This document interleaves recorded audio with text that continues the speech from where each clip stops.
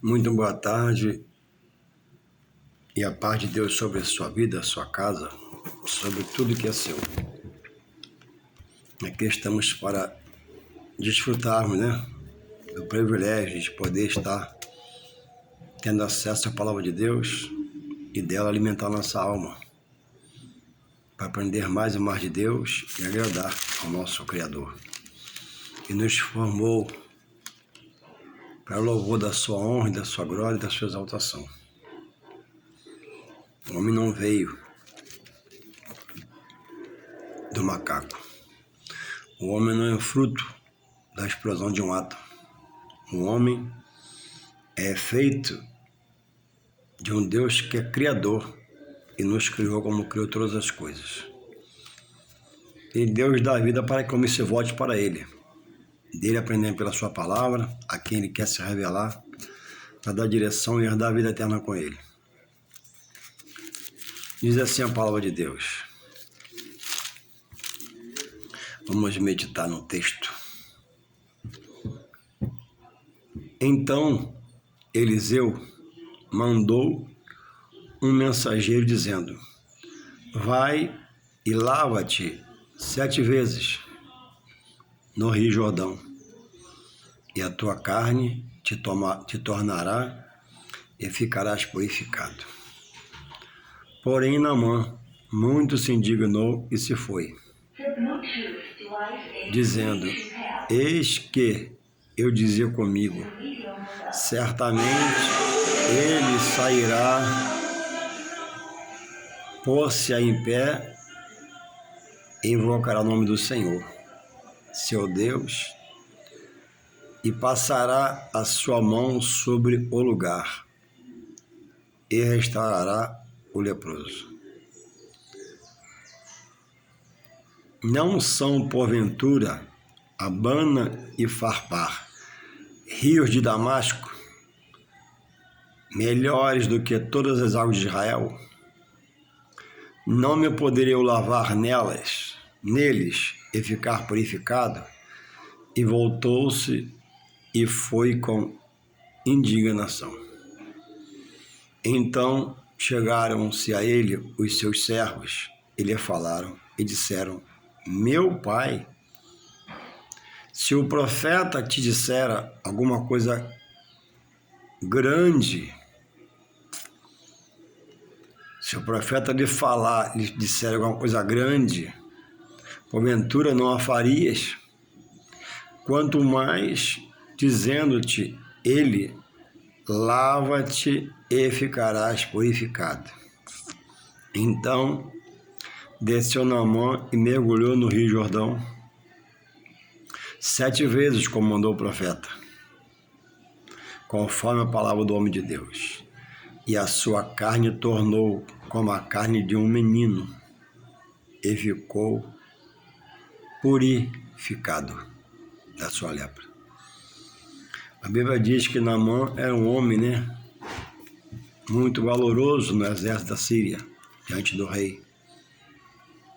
Homem de guerra, cheio de condecorações, visto, pelo exército sírio, um líder entre eles. Mas debaixo daquela vestimenta de oficial do rei, de chefe do exército da Síria, havia um homem debilitado, que se esforçava para estar de pé, porque ele era leproso.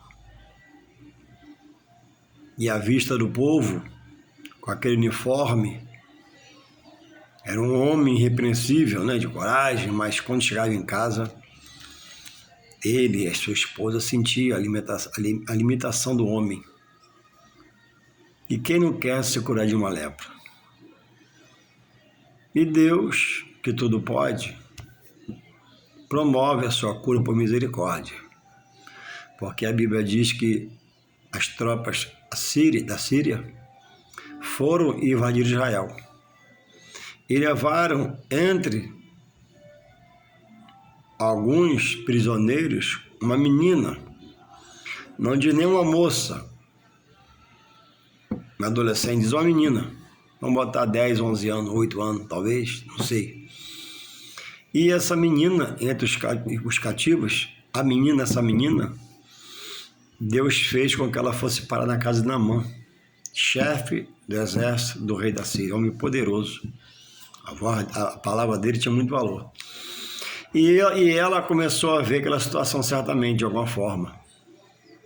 Aquele homem, né? Líder, grandioso, amigo do rei, mas quando ela via a situação do corpo dele, no que podia ver, as costas, a barriga, o rosto, não sei, ela via a limitação dele. E essa menina, vinda de Israel, ela diz assim: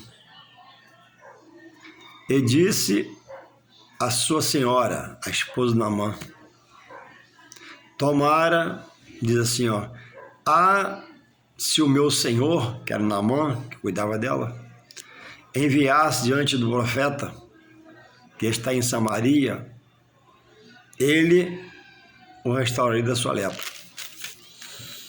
Disse para a mulher de Naamã, a quem ela servia. E Naamã, chegando em casa, ela falou. E Naamã foi tocado pelo Espírito de Deus e creu, foi lá pedir uma carta ao rei dele, para entregar a carta ao rei de Israel. O rei de Israel sentiu-se afrontado, porque ele não entendeu espiritualmente. Quem sou eu para curar, para pedir para curar? E Naamã foi enviado a Eliseu. E pensava ele, por ser quem ele era, que Eliseu, o homem de Deus, o profeta, ia levantar-se do seu lugar e ir contra ele, aquela pompa toda de autoridade para autoridade. Não. Eliseu pega um servo e diz, diz a ele para ir até o rio Jordão e lá dar 7 mergulhos. E quando assim lhe proceder, a sua carne se renovará, sairá a lepra. É o ponto que eu quero chegar.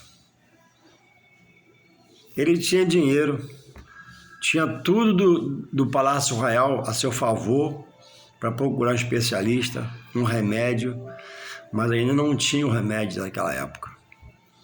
Então, aquele guerreiro oficial, condecorado, medalhas, não tinha uma saída. Mas Deus, que é misericórdia,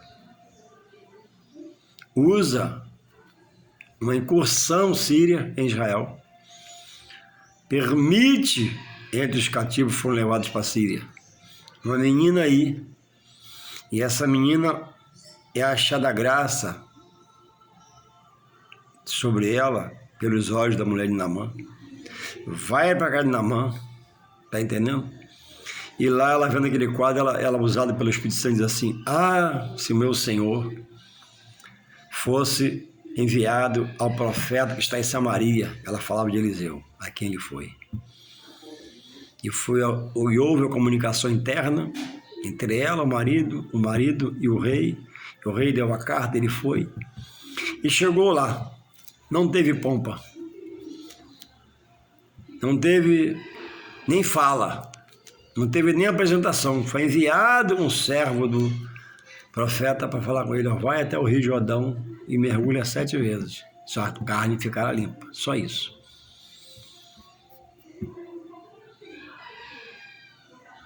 Um homem importantíssimo do exército sírio, oficial de todo o exército da Síria, homem de poder, de autoridade, um homem com a palavra mudava a vida de alguém, para cima ou para baixo,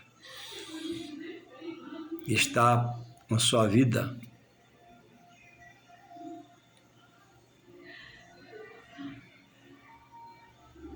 ameaçada devido à lepra. Louvado seja Deus pela sua palavra, pelo seu favor a nós, homens, pelas suas bondades e misericórdia.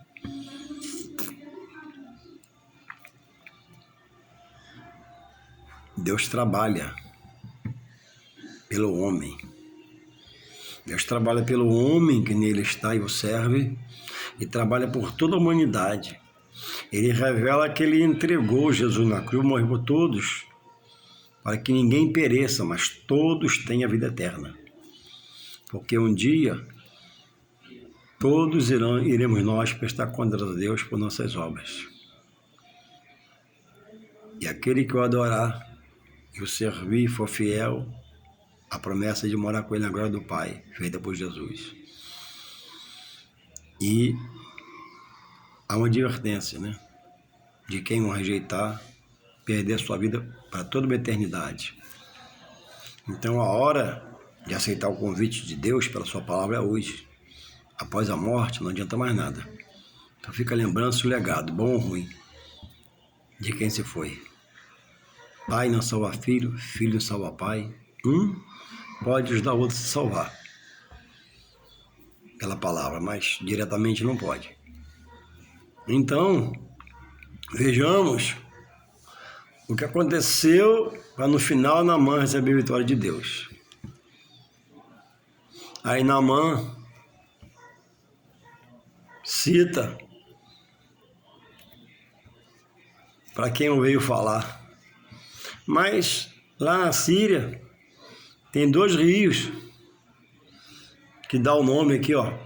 Um primeiro rio fala Abana, o outro rio era Farpar, em Damasco, na cidade de Damasco. E ele acrescenta, ó, melhores do que todas as águas de Israel.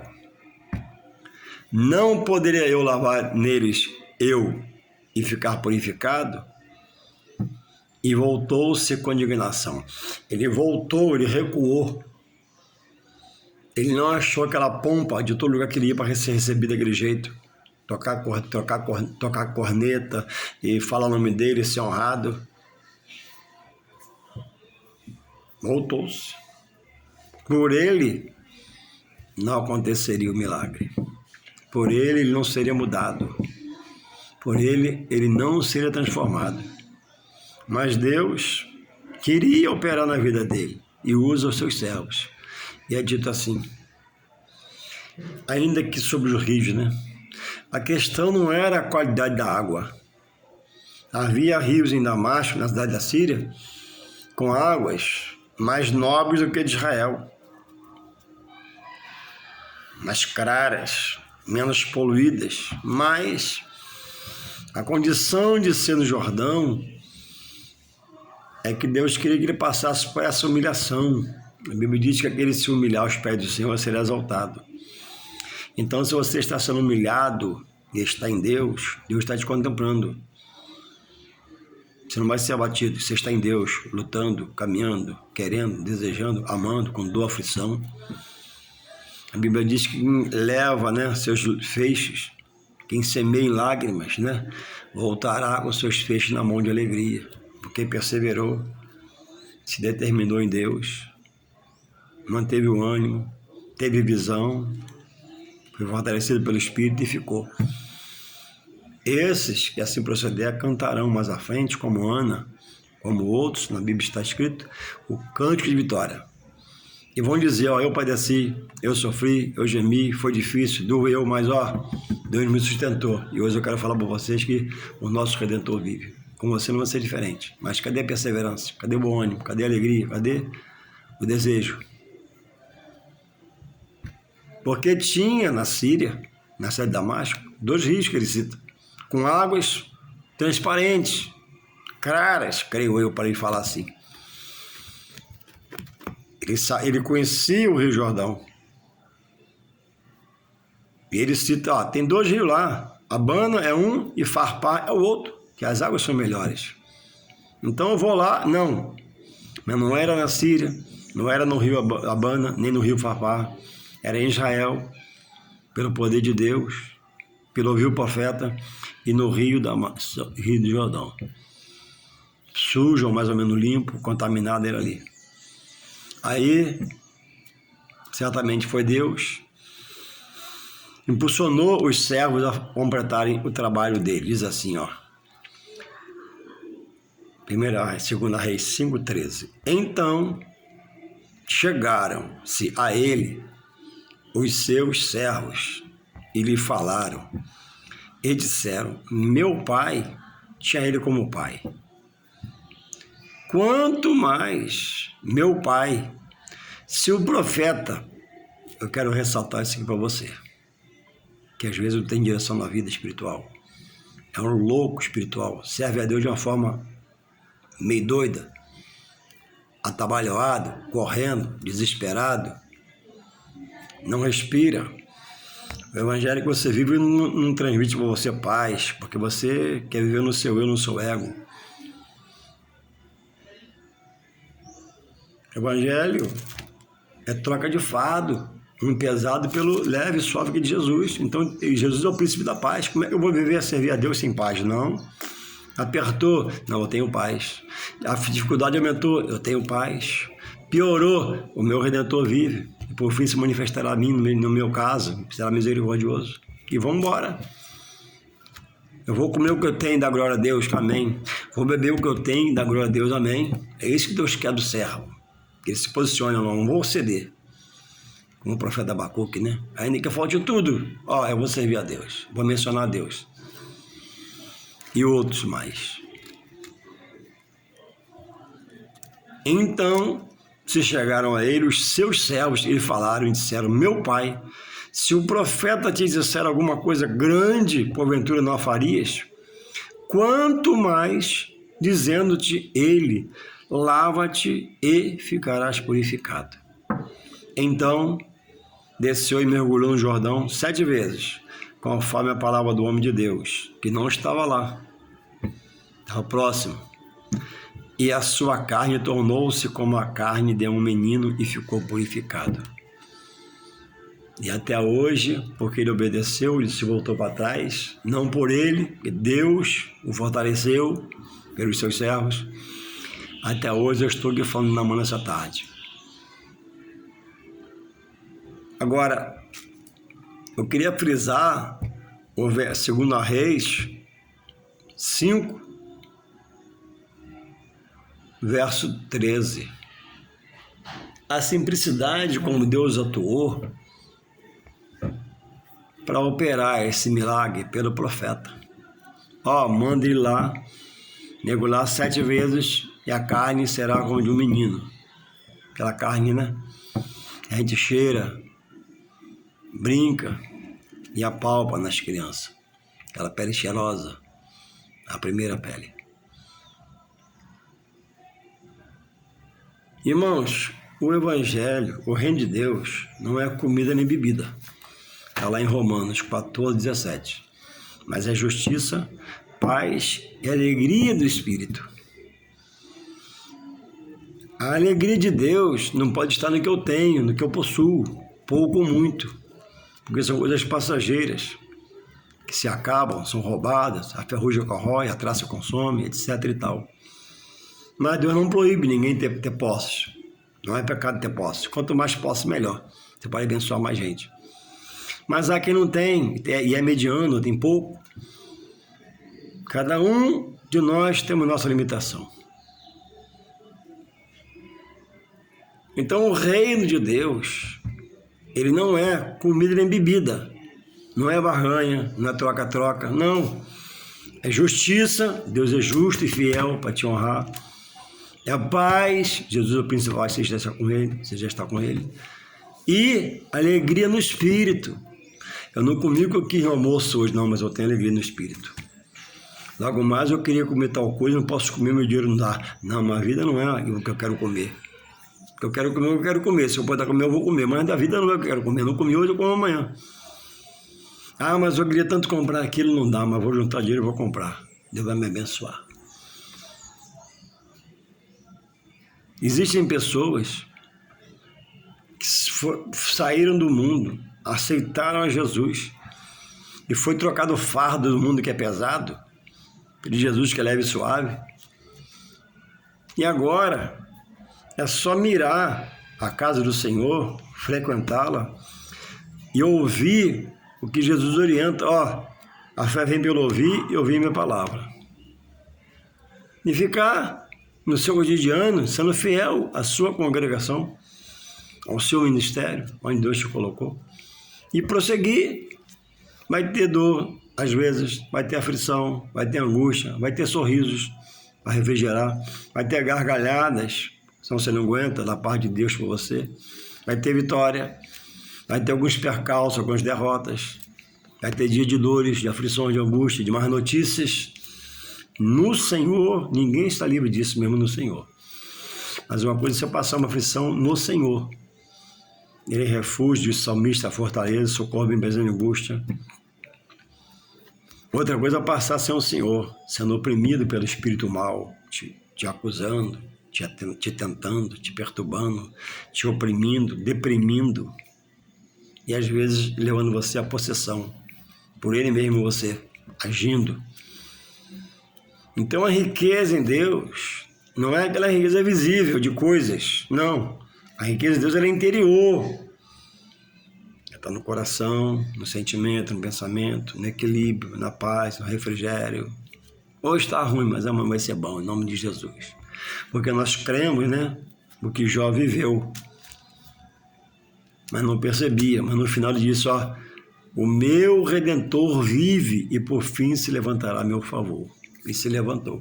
E com você não tem diferença, porque Deus é justo e fiel. Então hoje, onde eu quero chegar, as pessoas saem de casa pela manhã, faz campanha em um lugar, já estando no Senhor. Meio-dia faz em outro, para reforçar a primeira. 3 horas faz outra campanha do lugar, porque a primeira reforça, a segunda reforça a primeira e a terceira reforça a segunda. À noite vai em outro lugar, porque a quarta campanha reforça a terceira a segunda, a segunda a primeira, assim vai. Não tem paz, não para em casa, não bota um louvor, não ouve uma adoração a Deus, não adora a Deus. Como anda no Senhor, para dar uma pátria celestial, nessa terra aqui, mas peregrinando aqui, alguns meio perturbados, perturbando a outros, alguns sem direção, tirando a direção de alguns. Então, em que meio você está do Evangelho? Onde o Evangelho chega a você?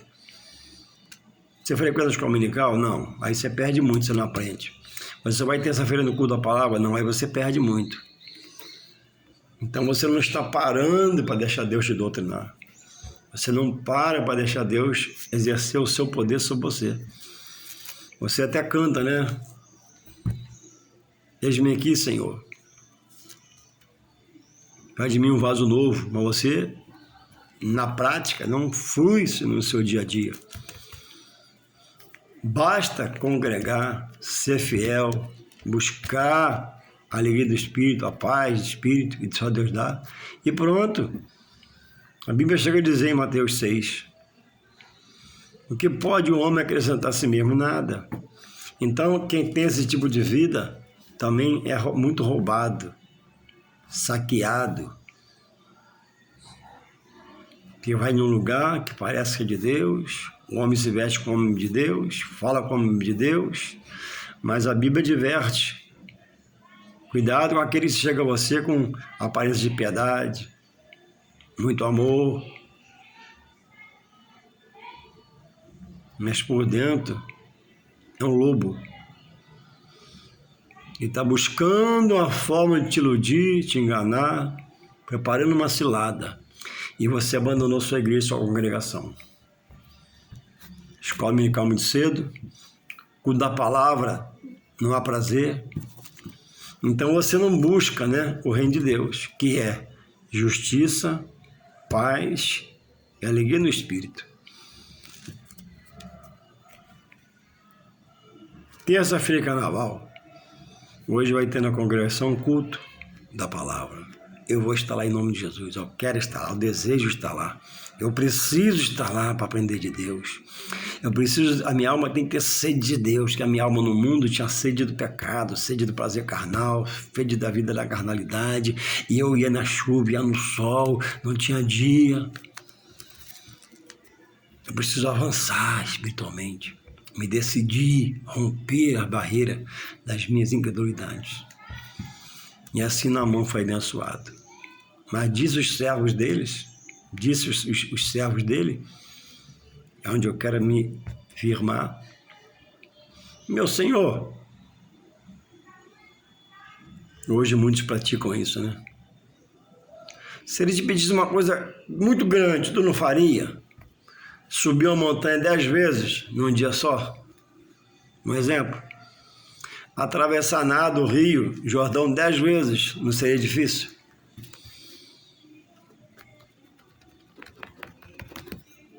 O Evangelho é simplicidade, traz tranquilidade. O Evangelho te organiza, te educa, te faz uma pessoa ética, de postura. Tá ruim, mas tá bom. Tá difícil, mas vai mudar. Esperança. Jesus é a esperança que não desaponta. Ele não é incerteza, soma de variação, nem dúvida. Congrega, frequenta a casa do Senhor, frequenta os trabalhos, frequenta os cultos, dá assistência, Deus está te vendo. É Ele que é o abençoador. Se a colega sua te leva para lá, te leva para cá, você vai atrás dela, sua amigona, te desviando. Esse amigo seu, vamos lá porque o irmão João lá, fogo puro, vamos lá porque o irmão João lá, o irmão, e você vai, se cansa, gasta de passar, mas à noite não vai no seu trabalho, vai na escola dominical e está cansado. Deus está te vendo também. Você está abandonando a sua congregação. E se você é daqueles, né, que diz que você é igreja, para rejeitar a igreja como tempo e não frequentá-la, você está muito mal. Você é parte da igreja. A Bíblia diz que a igreja está firmada em Cristo. Sim, a igreja morre. E Cristo, por Paulo, promoveu a construção e edificação de muitos templos na terra. Você não sabe disso? Pois é, então você não crê. Aí você rejeita o que Paulo fundou em nome de Deus, por Jesus Cristo na sua vida, deixou lá um nome dele, de Deus, e você hoje mete o pau na igreja, trabalha contra a igreja, se faz inimigo de Deus, porque você é um louco espiritualmente, um débil espiritualmente, um doido espiritualmente, porque esse amigão seu te convenceu, uma persuasão maligna pela boca dele. Esse amigão seu fez você entender que você está sendo enganado, foi iludido, e chama os pastores de cães gulosos, quando a Bíblia fala da pessoa do pastor, da pessoa do presbítero, da pessoa do diácono, da diaconisa. E aí você está cego, não vê mais. Está surdo para o Espírito Santo, não escuta mais. Para sua própria destruição mais à frente. Largou os manjares revelados na palavra por Jesus. Ceia, batismo. Precisamos em Deus estar em movimento por nossa fé. Mas você virou um adepto, não de Jesus. Você é adepto de movimento. Onde tem movimento, muito barulho, você está lá. Onde não tem, você já até acha que não é de Deus. Deus não está aqui, é muito frio, muito gelado. Não, Deus é um Deus que esqueceu-se que Deus é um Deus muito forte. Deus age no som alto, no som baixo, no som médio, no som mediano. Deus age. Vários são, diz a Bíblia em Coríntios por Paulo, né? Que são os ministérios, mas Deus a todos administra. Todos que o aceitam como Senhor e Salvador. Porque já há muitos por aí que dizem, né? Senhor, Senhor, Ele vai dizer, apartai-vos de mim. Então, onde você está indo?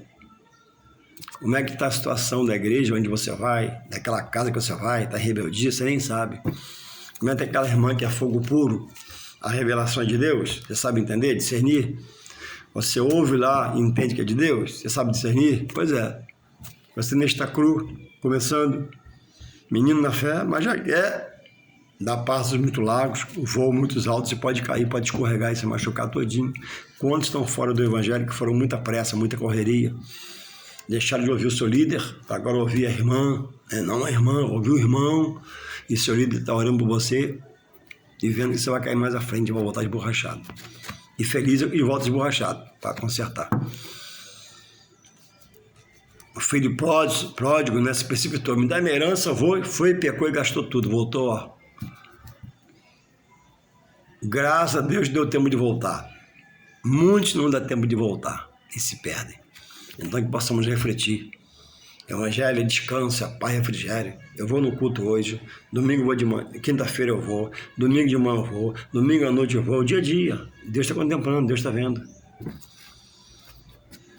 Deus está contemplando você. Cadê o descanso? Cadê a paz? Cadê o refrigério? Cadê a alegria de caminhar? É porque você está ouvindo de muitas fontes, e muitas fontes estão contaminadas, sujas, águas rotas. Então, sigamos o exemplo de Naamã, né? Naamã faria uma coisa muito grande por ele. e perderia a bênção embora. Mas os servos dele, usados por Deus, não. Se ele te pedir uma coisa que ele não faz, então faça pequena aí, seja humilde. Deus te abençoe em nome de Jesus. Também vou desligar porque tá muito. Vai acabar o vídeo aqui.